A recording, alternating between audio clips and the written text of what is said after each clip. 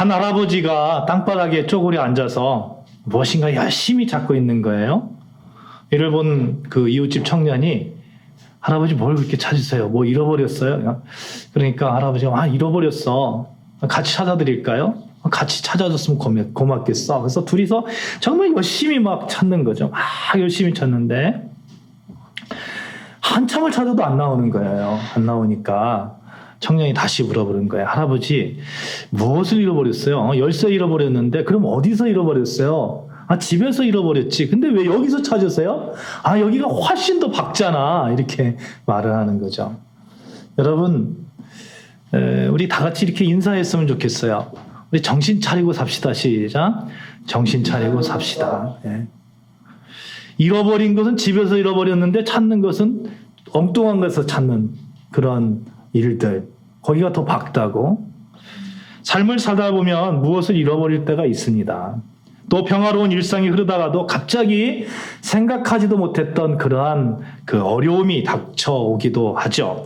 그때 정신을 차리지 못하고 엉뚱한 데 가가지고 그걸 해결하려고 하고 또 엉뚱하게 그걸 해결점을 찾아보려고 하는 그러한 노력들 하는 것을 보게 되는데 어려움을 벗어나려고 노력해보지만 그러면 그럴수록 더 고통의 무게가 다가오지 않겠어요? 그러면 우리가 어찌할 수 없는 그러한 절망적인 그런 상황 속에서 주님께 부르짖는 말이 있죠.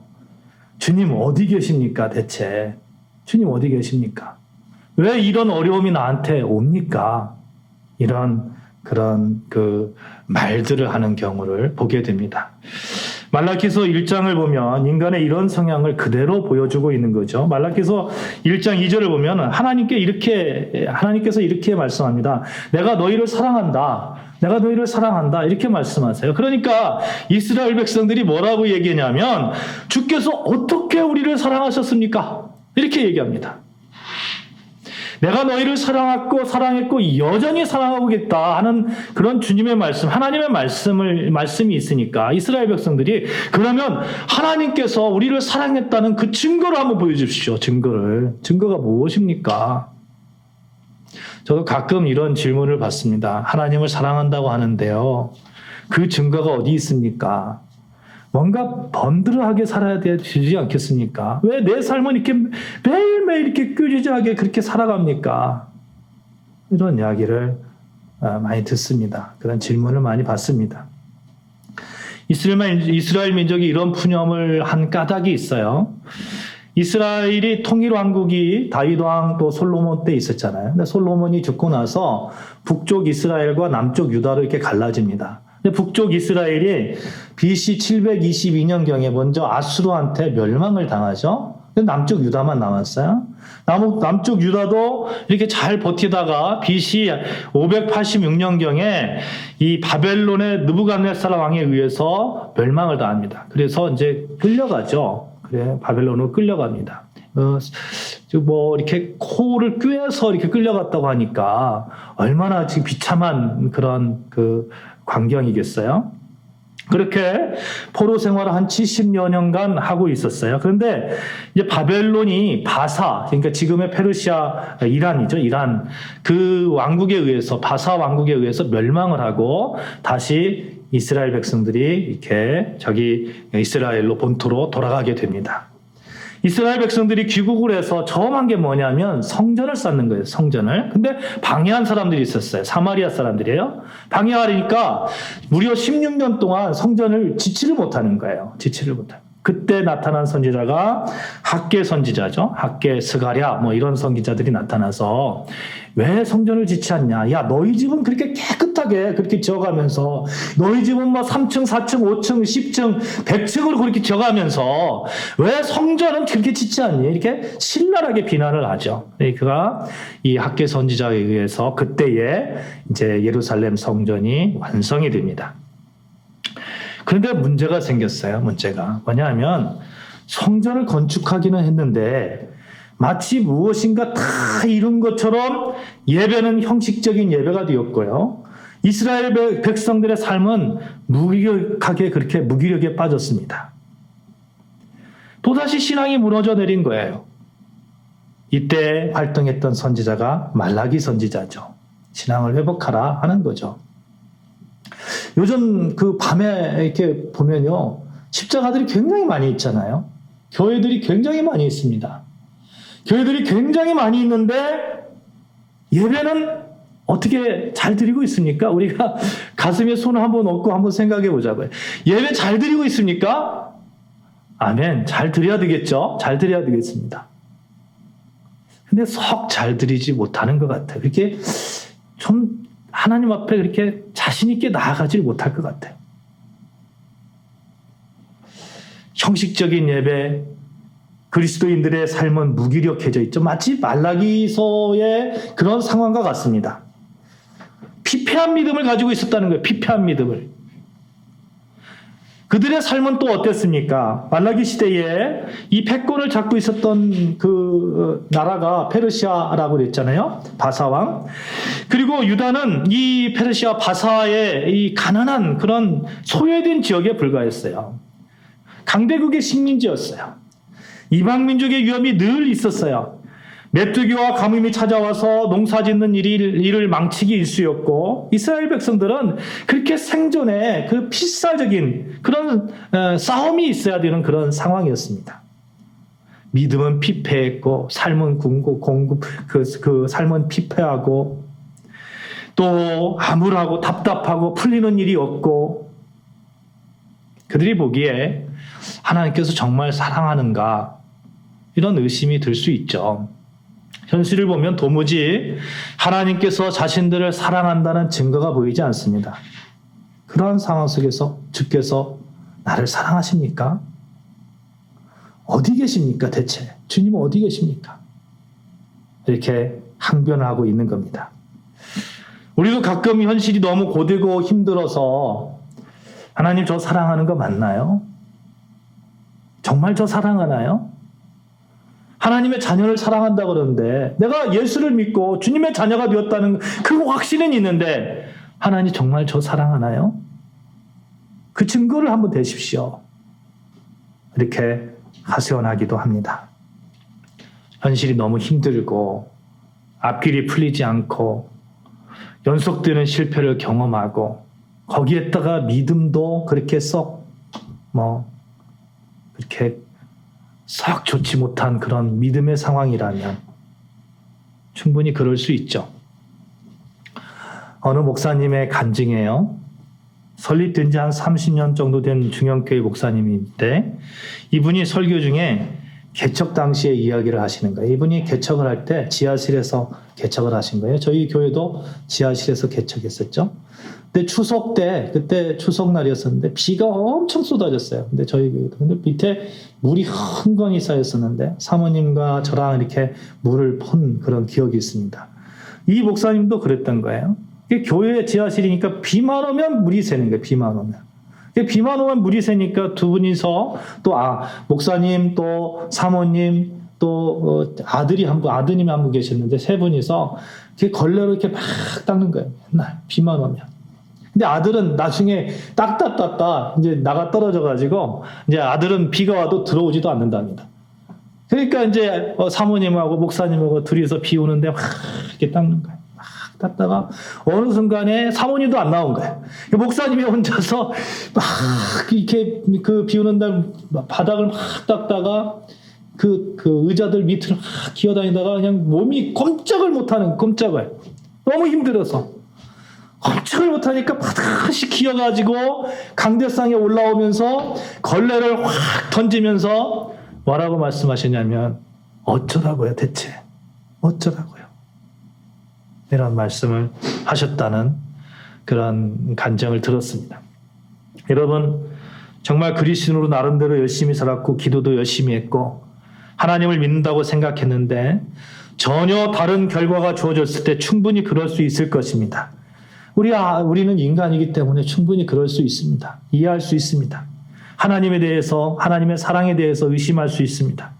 그렇다면 이 말이 맞느냐 하는 거예요. 이 말이. 나의 고통스럽고 답답한 현실이 하나님께서 나를 사랑하지 않는 증거가 되느냐? 만약 제가 보통의 가진 사람들보다 더 못 가졌다고 해서 하나님의 사랑을 못 받고 풍성함을 경험하지 못하는 것입니까? 행복할 수 없는 것입니까? 그런 생각을 하는 분들이 의외로 많다는 거예요. 좀 힘들면 하나님이 나를 사랑하지 않는 거야 라고 단정 짓는 분들이 의외로 많다는 거예요. 고난 가운데 있는 분들에게 하나님께서 당신을 벌하신 거야 라고 말하는 사람들이 의외로 많다는 거예요. 욥기서에 보면요, 고난당하고 있는 욥에게 친구들이 위로하러 찾아갑니다. 그리고 뭐라고 얘기합니까? 하나님이 너를 벌하신 거야. 뭐 죄가 있으면, 숨겨진 죄가 있으면 하나님께 회개해. 이렇게 말을 합니다. 우리도 그런 경우 보죠? 뭔가 좀 어려운 일이 닥치면 하나님이 벌 주신가? 이렇게 단정 지어서 말하면 안 되는 거죠. 그렇죠? 그럴 수도 있고 아닐 수도 있는 거죠. 정말 우리의 이런 생각이 맞고 이스라엘 백성들의 이런 말이 맞는다면, 우리가 실패를 겪고 고난을 당하고 아픔과 슬픔을 당한다면 그것이 하나님이 나를 사랑하지 않는다는 증거가 될 거예요. 그리고 내가 뭔가 복권에 당첨된다든지 그러면 하나님이 나를 사랑한다는 증거가 될 거예요. 그런데 여러분, 곰곰이 생각해 보면 그렇게 단정 짓기가 쉽지 않습니다. 큐리 부인의 유명한 일화가 있죠. 이분이 어려서부터 어머니가 돌아가실 때까지 어머니하고 뽀뽀를 한 번도 못한 거예요. 엄마는 늘 이 큐리 부인이 뽀뽀하고 싶어도 이렇게 밀치는 거예요. 다른 엄마들은 아이들이 잠잘 때 뽀뽀도 해주고, 일어나면 뽀뽀도 해주고, 학교 갈 때 뽀뽀해주고, 학교 갔다 오면 안아서 뽀뽀해주고, 그런데 자기 엄마는 한 번도 뽀뽀해주지 않습니다. 그래서 큐리 부인이 어렸을 때 엄마는 내 친엄마가 아니야. 엄마는 내 친엄마가 아니야. 틀림없어. 친엄마라면 그럴 수가 없어. 그럴 수가. 생각하면서 나름대로 고민하고 슬퍼하고 그렇게 지냈답니다. 그런데 어느 날 엄마가 갑자기 세상을 떠난 거죠. 근데 엄마가 세상을 떠난 이유가 평생 결핵을 앓고 있었던 거예요. 결핵을. 그 결핵 때문에 돌아가셨다는 것을 그때야 알게 되었습니다. 그리고 엄마는 당신이 결핵을 앓고 있어서 일부러 사랑하는 딸에게 뽀뽀를 해주지 않았다는 거죠. 사랑하는 딸에게 얼마나 뽀뽀하고 싶었겠어요? 그러나 할 수 없는 거죠. 그것이 사랑이었던 거예요. 그 엄마에게는. 결국 엄마는 사랑하지 않아서 뽀뽀를 하지 않은 것이 아니라 사랑했기 때문에 뽀뽀를 하지 않은 거죠. 어쩌면 우리도 이 큐리 부인처럼 사랑의 그 진실을 의심할 때가 있어요. 하나님께서 우리를 사랑하셔서, 진실로 사랑하셔서 그렇게 하신 하나님의 그런 어떤 섭리, 행동인데 우리는 사랑하지 않았기 때문에 그렇게 했다고 단정 짓고 오해할 때가 있다는 겁니다. 혼자 오해하고, 혼자 의심하고, 혼자 섭섭해하고, 혼자 괴로워할 때가 있습니다. 만약요, 하나님께서 우리에게 재물을 주셨는데 그 재물이 결핵균처럼 나를 그렇게 해할 수 있는 그런 재물이라면 하나님이 주셔야 됩니까? 안 주셔야 됩니까? 안 주시는 것이 맞죠. 하나님께서 나에게 재물을, 권력을 주셨는데 그 권력으로 인해서 많은 사람들을 해하는 그런 권력이라면 그 권력은 정말 나에게 있어서 그건 정말 벌이에요, 벌. 정말 그렇죠? 우리를 너무나 잘 알고 계신 하나님께서 우리에게 정말 필요한 것을 주시는 거예요. 나에게 독이 되는 것까지 주는 것이 사랑이 아니라는 것입니다. 그래서 사도 바울은요, 비천에 처할 줄도 있었어요. 그렇죠? 예수를 전할 때에 매를 맞을 때도 있었습니다. 다윗도 사망의 음침한 골짜기를 다닐 때도 있었습니다.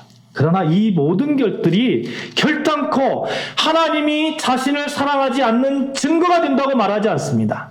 모든 것이 합력하여 선을 이룬다고 말하고 있어요.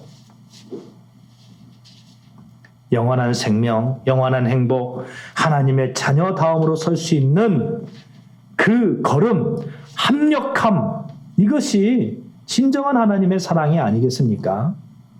궁핍하다고 하나님의 사랑을 받지 못하는 것이 아닙니다.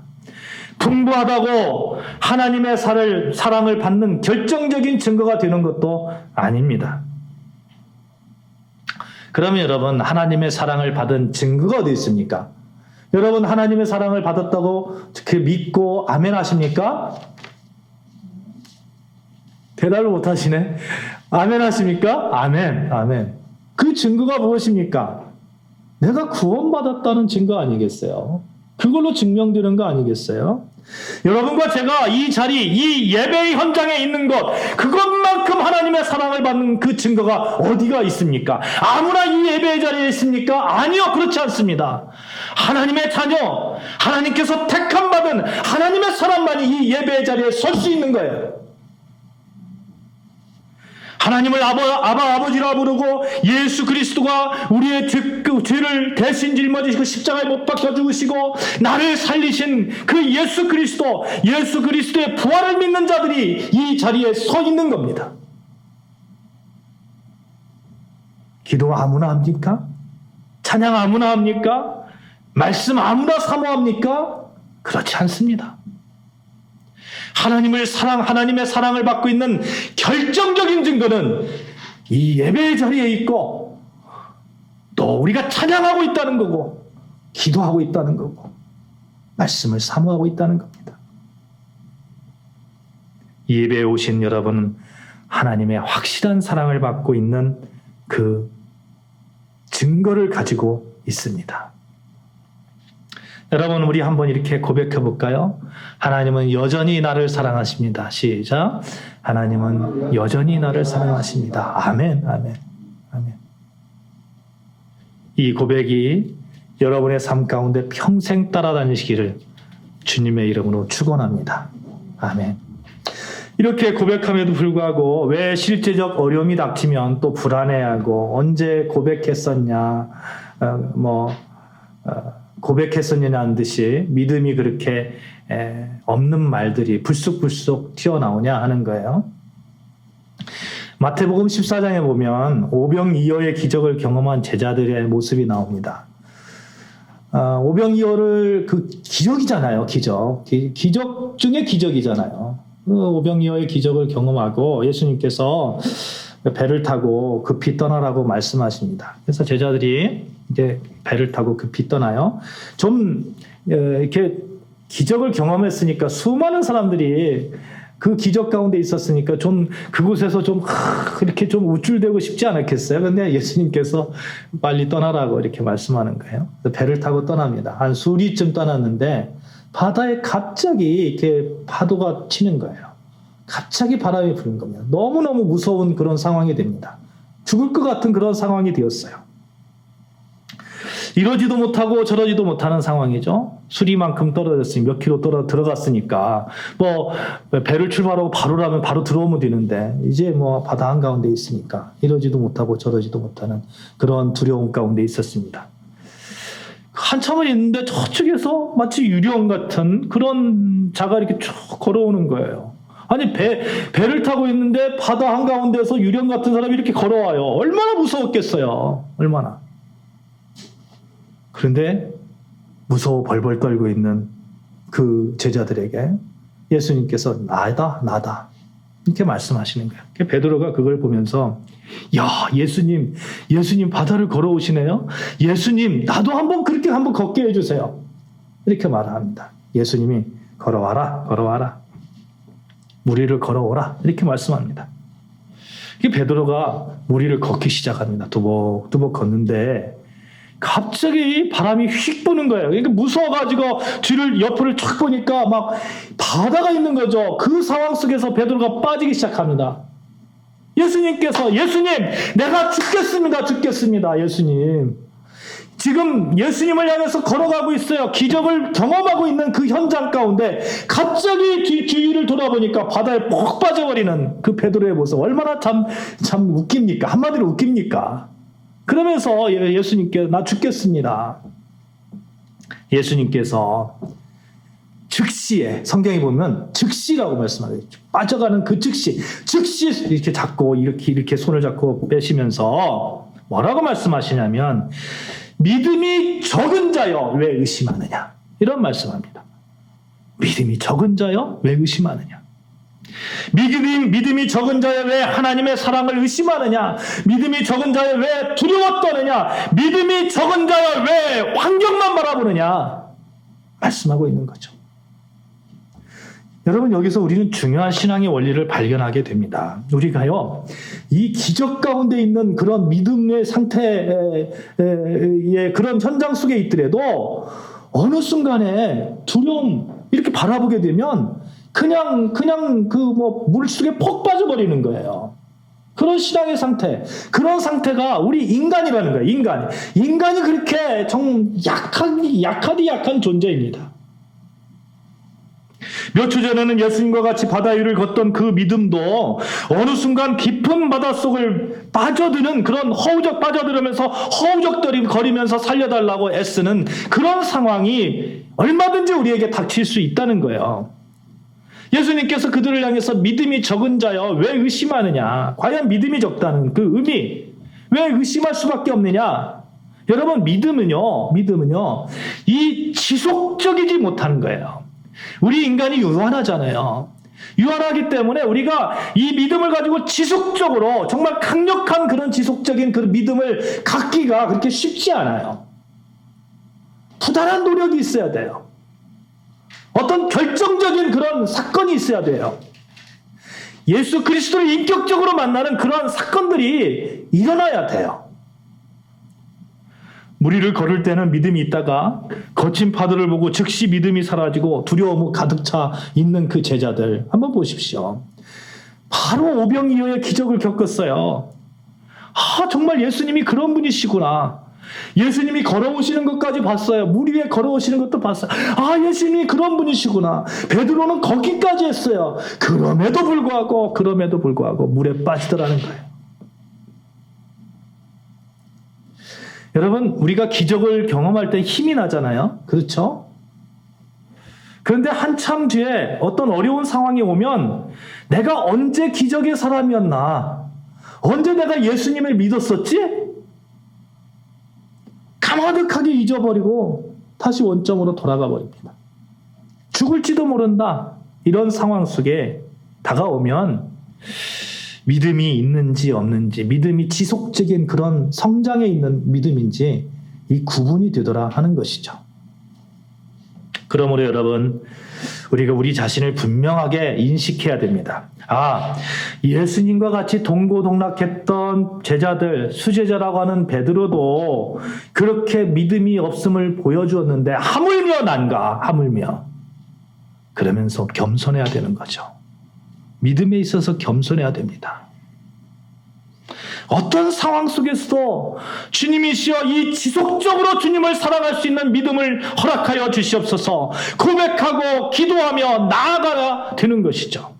거친 파도가 와도 괜찮습니다. 배가 좀 고파도 괜찮습니다. 몸이 좀 무거운 병을 가져도 괜찮습니다. 왜요? 그것이 결정적으로 우리에게 행복을 주지 않으니까요. 바울이 말했던 것처럼 나는 풍부에 처할 줄도 알고 비천에 처할 줄도 아는 일체의 비결을 배웠노라. 내게 능력 주시는 자 안에서 내가 모든 것을 할 수 있느니라. 내게 능력 주시는 예수 그리스도를 붙잡을 수 있는 그 믿음을 허락하여 주시옵소서. 예수 그리스도가 나의 행복이 됩니다. 예수 그리스도를 믿음으로 인해서 하나님의 능력이 내 삶에 그렇게 끝날까지 펼쳐질 수 있도록 주님 도와주시옵소서. 이게 우리의 기도가 되어야 되는 거죠. 고백이 되어야 되고 간절함이 되어야 됩니다. 하나님, 왜 나한테 아무것도 안 주세요? 이런 기도 드려야 되죠. 드려야 되는데 그것보다 더 앞서서 하나님 나에게 굳건한 믿음을 허락하여 주시옵소서. 지속적인 믿음을 허락하여 주시옵소서. 그렇게 하다 보면 정말 하나님께서 주시는 그 풍성함이 우리에게 있지 않겠어요? 행복함이 있지 않겠어요? 여러분, 우리가 풍부하다, 재물이 많다, 이것도 중요합니다만 더 중요한 것은 우리가 행복해야 되잖아요. 행복해야 돼요. 재물이 왜 많아야 됩니까? 행복하기 위해서. 그렇잖아요. 가정을 왜 꾸립니까? 행복하기 위해서. 가정을 꾸렸는데 뭐 재물이 많았는데 불행하다면 그것처럼 그거 뭐 필요 없잖아요. 그러므로요, 여러분, 우리가 풍부에 처한다 그 의미는 행복해야 되는데 정말 우리의 행복이 무엇인가 생각하면서 우리의 행복은 믿음으로부터 출발하는구나. 그 믿음이 지속되어질 때 우리가 하나님의 하나님께서 주신 그 기적을 지속적으로 경험할 수 있겠구나. 어떠한 두려움이 와도 또 다른 하나님의 그 기적을 바라보면서 나아갈 수 있겠구나. 되지 않겠습니까? 그래서 주님이 함께 하시면 되는 거고요. 모든 고난과 역경을 이기게 하시는 그 주님이, 죽음까지도 이겼던 그 주님이 함께 하시면 되는 거고요. 그렇게 우리의 믿음이 이렇게 성장된다면 바위와 같이 이렇게 탄탄한, 딱 버티고 있는 그런 믿음의 사람들이 되어가는 것이죠. 제자들은 지금 믿음이 작음으로 인해서, 다시 말하면 지속적인 믿음의 실패로 인해서 두려움이 몰려왔습니다. 그렇다면 이런 제자들의 모습으로 인해서 희망이 없느냐는 거예요. 제자들도 이랬으니까 우리는 희망이 없느냐? 그렇지 않습니다. 제자들이 평생 그렇게 살았다면 우리에게 희망이 없을 거예요. 그런데 제자들이 나중에 어떻게 살았습니까? 제자들은요, 자기의 목숨까지 내어놓을 정도로, 순교할 정도로 그렇게 지속적으로 주님을 전하는 그런 믿음의 사람들이 되었습니다. 우리에게도 희망이 있어요. 성령께서 도와주시면 그렇게 할 수 있는 거죠. 오순절 다락방에서 제자들이 성령을 받잖아요. 그 성령을 받고 그들은 그렇게 변화된 거예요. 강력한 믿음의 사람으로 변화된 거예요. 요한복음 요한일서 5장 4절 말씀을 제가 읽겠습니다. 요한일서 5장 4절. 무릇 하나님께로부터 난 자마다 세상을 이기느니라. 세상을 이기는 승리는 이것이니 우리의 믿음이니라. 아멘. 우리의 믿음이니라. 믿음이 세상을 이긴다고 합니다. 이 믿음, 우리가 성령 충만 가운데서, 성령의 도우심 가운데서 늘 새롭게 하는 작업들이 일어나야 된다는 겁니다. 그래도 이만큼 살게 하신 하나님, 나에게 정말 좋은 것을 주시는 하나님, 좋은 것을 주시기 원하시는 하나님, 하나님의 자녀로 살게 하시고 세상에 줄 수 없는 행복을 주시는 그 하나님, 그 하나님에 대한 믿음을 매일매일 새롭게 하는 것입니다. 무엇으로요? 성령의 도우심 가운데, 말씀으로, 기도로, 찬양으로, 그리고 이 예배 가운데 매일매일 새롭게 하는 거예요. 여러분, 하나님에 대한 사랑에 의심이 생길 때예요. 제가 이겨낼 수 있는 방법을 알려드릴까요? 찬양하는 거예요. 말씀을 보는 거예요. 기도하는 거예요. 의심이 생길 때 더 높여서 찬양하십시오. 그러면 하나님이 얼마나 여러분을 사랑하는지 다시 그 사랑을 확인시켜 주실 것입니다. 그리고 또 현실을 봐야 되니까 정신 차리고 하나님의 사랑이 의심될 때에 그 원인이 무엇인지 한번 보는 거예요. 제자들과 같이 혹시 큰 파도와 풍랑이 이렇게 만나서 내가 정신없는 상황인지, 말라기서의 백성들처럼 믿음의 나태함인지, 너무나 어렵고 힘들었던 이스라엘 백성 같은 현실 속에 처해 있지는 않은지, 마귀의 계략은 아닌지, 하나님에 대한 나의 잘못은 혹시 없는지, 그렇게 원인을 파악하고 성령님의 도우심을 구하면서 찬양하고 말씀 보고 기도하고 예배하고 전도하고 하는 겁니다. 그러면 하나님께서 여러분에게 내가 여전히 너를 사랑하였노라, 지금도 사랑하노라, 그 세밀한 음성이 들리실 겁니다. 사랑하는 여러분, 이사야서 43장에 보면 너는 두려워하지 말라. 내가 너를 구속하였고 내가 너를 지명하여 불렀나니 너는 내 것이라 말씀합니다. 예수 그리스도를 믿는 분들은 하나님의 것이에요. 하나님의 것이라는 그 의미는, 너는 내 것이라는 그 의미는 내가 너를 책임지겠다는 거예요. 여러분, 43장 4절에 보면 어떻게 말씀하시냐면 네가 내 눈에 보배롭고 존귀하며 내가 너를 사랑하였은즉, 이렇게 말씀합니다. 하나님께서 여러분과 저를 볼 때에 보배롭고 존귀하다, 존귀하다라는 표현까지 씁니다. 존귀하다라는 거. 아버지가요, 자식을 볼 때에 보배롭잖아요. 그렇잖아요? 얼마나 이쁘고 보배롭습니까? 하나님 아버지도 여러분과 저를 볼 때 보배롭고 존귀하다고 말씀합니다. 이것이 신비예요. 이것이 은혜예요. 얼마나 사랑하시는지, 하나님이 결정적으로 우리를 얼마나 사랑하시는 그 증거가 예수 그리스도, 독생자 예수 그리스도를 우리의 죗값으로 십자가에 내어주시기까지 하셨잖아요. 사랑이 구주를 주께 했네. 이 주보 뒷면에 있는데 우리 같이 한번 찬양해 봅시다. 주보 뒷면에. 사랑이 구주를 주께 했네. 왜 날 사랑하나. 겸손히 십자가 지셨네. 왜 날 사랑하나. 왜 날 사랑하나. 왜 날 사랑하나. 왜 주님 갈보리 가야 했나. 왜 날 사랑하나. 사랑의 증거는 예수 그리스도예요. 같이 찬양합시다.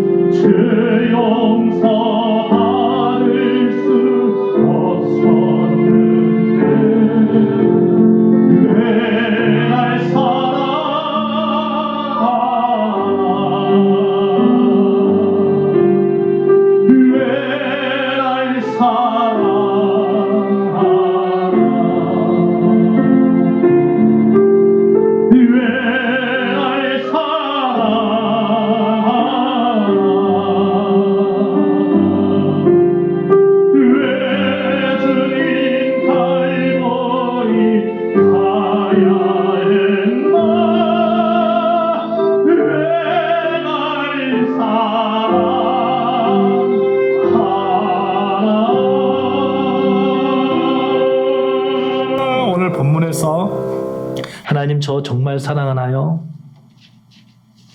그렇다면 저를 사랑하는 증거가 무엇입니까? 말씀하는 이스라엘 백성에게, 또 우리에게 여전히 하나님께서 말씀하시는 것, 그렇다. 나는 너희를 사랑하였고 지금도 여전히 사랑하고 있고 영원토록 변함없이 사랑하고 있다. 그 증거, 독생자였던 예수를 너의 죗값으로 내주지 않았니? 사랑하는 여러분, 우리의 이 믿음을 새롭게 하시기를 바랍니다. 예수 그리스도를 향한 그 믿음. 아, 예수가 나의 죄를 대신 지시고 십자가에 못 박혀 돌아가셨지. 예수를 붙들고 나가는 것, 그것만큼 귀한 건 없지. 그렇게 멋지게 우리 신앙생활을 다시 한번 그렇게 힘있게 열정적으로 지속적으로 해 나가자는 것이죠. 믿음이 연약한 저희라는 주님의 음성, 내가 죽을 것 같다라는 그런 공포, 여러분 우리에게 시사하는 바가 참 많이 있습니다. 내가 죽을 것 같다라는 그 공포에서 해방되시기를 바랍니다. 믿음이 연약한 자라는 그 주님의 음성에 귀를 기울이시기를 바랍니다. 하나님은 여전히 여러분과 저를 사랑합니다. 하나님은 여전히 우리 아름다운 교회를 사랑하십니다. 하나님은 여전히 라이프온 교회를 축복하십니다. 그 믿음으로 세상의 거친 바다에서 승리하시기를 주님의 이름으로 축원합니다. 아멘. 기도하시겠습니다. 하나님 아버지,